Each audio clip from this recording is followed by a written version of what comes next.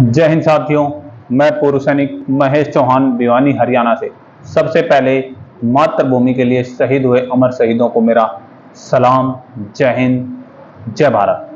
साथियों, भिवानी के जितने भी पूर्व सैनिक साथी हैं उनसे हाथ जोड़कर विनती है कि आने वाली 17 सितंबर को रेवाड़ी में होने जा रही एक विशाल पूर्व सैनिक रैली, जिसको सफल बनाने के लिए हम सभी को अपने अपने घरों से निकलना होगा और अपने साथ कम से कम 10-10 पूर्व सैनिक लेकर रेवाड़ी पहुंचना होगी, ताकि रेवाड़ी की रैली को सफल बनाया जा सके और पिछले तकरीबन 8 महीने से सोई हुई सरकार को जगाया जा सके।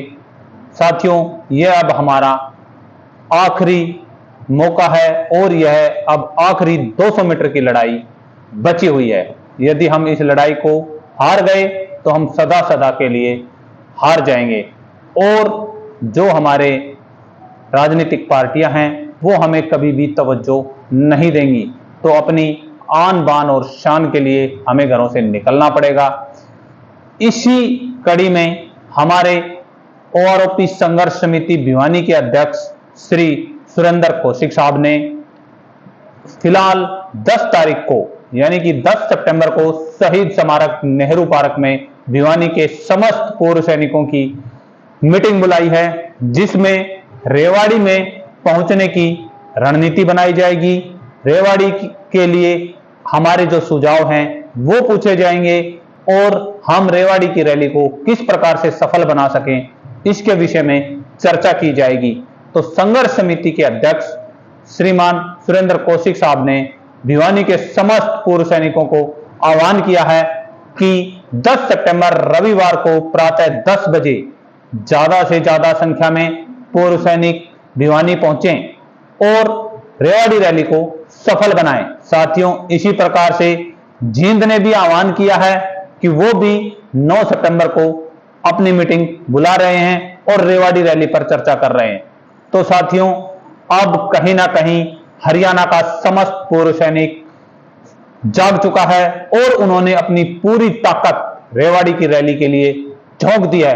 तो एक बार फिर मैं भिवानी के समस्त पूर्व सैनिक साथियों से हाथ जोड़कर विनती करता हूं कि कृपया अपने अपने घरों से निकलिए और जो भिवानी की आन बान शान और भिवानी का जो रुतबा सेना में है उसे बनाए रखें। छोटी काशी के नाम से विख्यात भिवानी के पूर्व सैनिक 10 सितंबर रविवार को प्रातः 10 बजे शहीद स्मारक नेहरू पार्क में अवश्य पहुंचें और 17 सितंबर के लिए जो यह मीटिंग होने जा रही है इसमें अपने कीमती सुझाव दें, ताकि हम ज्यादा से ज्यादा पूर्व सैनिक रेवाड़ी रैली में लेकर जा सकें। 10 सितंबर को ही यह सुनिश्चित किया जाएगा कि हमें किस प्रकार से भिवानी से रेवाड़ी जाना है और हमें किस प्रकार से अपनी एकजुटता का परिचय देना है। क्योंकि साथियों, यदि आप गौर करेंगे तो सबसे पहले पूरे भारतवर्ष के पूर्व सैनिकों को भिवानी के पूर्व सैनिकों ने एक मिसाल दी थी कि 17 फरवरी को सबसे पहले भिवानी के पूर्व सैनिकों ने ही ज्ञापन दिया था और अपनी संघर्ष समिति बनाकर तैयार की थी। उसी संघर्ष समिति के नीचे भिवानी के पूर्व सैनिक, भिवानी के चारों पूर्व सैनिक संगठन जो भिवानी में एक्टिव हैं, एक झंडे के तले आए थे और एक झंडे के तले चल रहे हैं।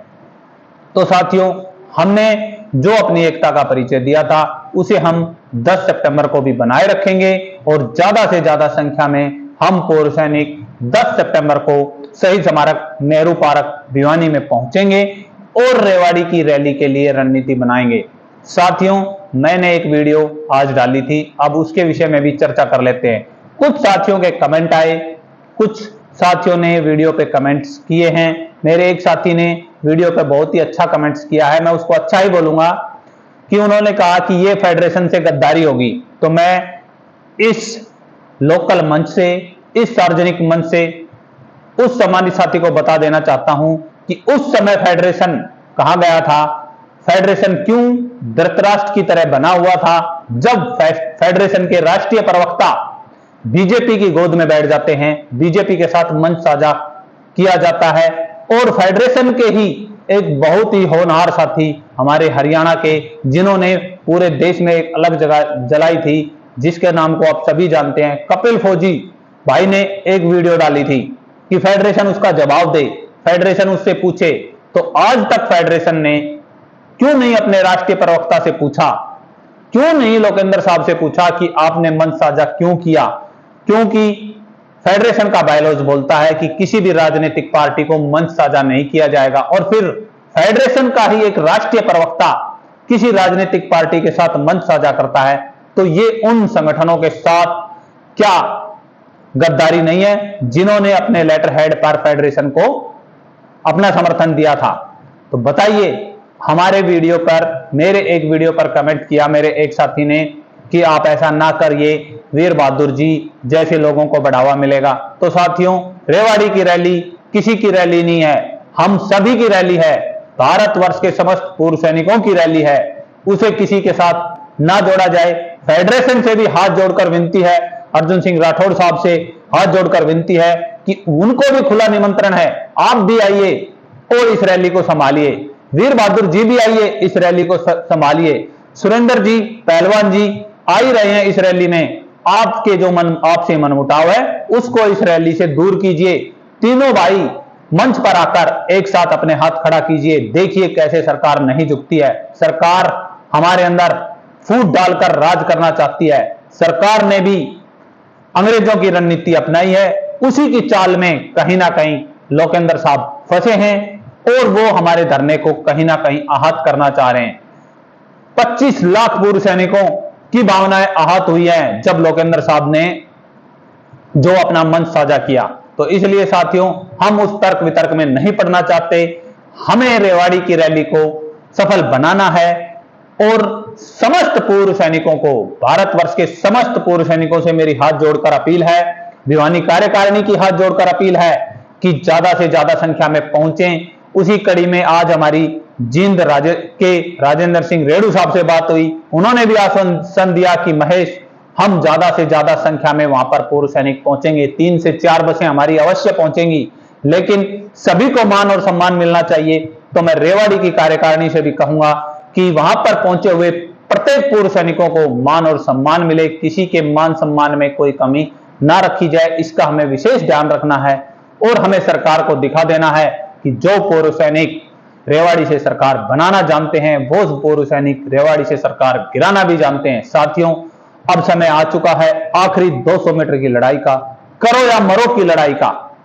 जिस प्रकार से हमें सेना में सिखाया जाता है कि 200 मीटर के बाद जो आखिरी 200 मीटर की लड़ाई है वो इन्फेंट्री की लड़ाई है, घोप निकाल की लड़ाई है। उस समय सारे fire, RT fire, air force fire सब बंद हो जाता है, जमीन पर कब्जा इन्फेंट्री को करना पड़ता है। तो आज उसी ललकार के साथ हमें रेवाड़ी पहुंचना है। आओ रेवाड़ी, चलो रेवाड़ी, पहुंचो रेवाड़ी। तो एक बार फिर भिवानी के समस्त पूर्व सैनिकों से विनती है कि 10 सितंबर को ज्यादा से ज्यादा शहीद स्मारक नेहरू पार्क में पहुंचें।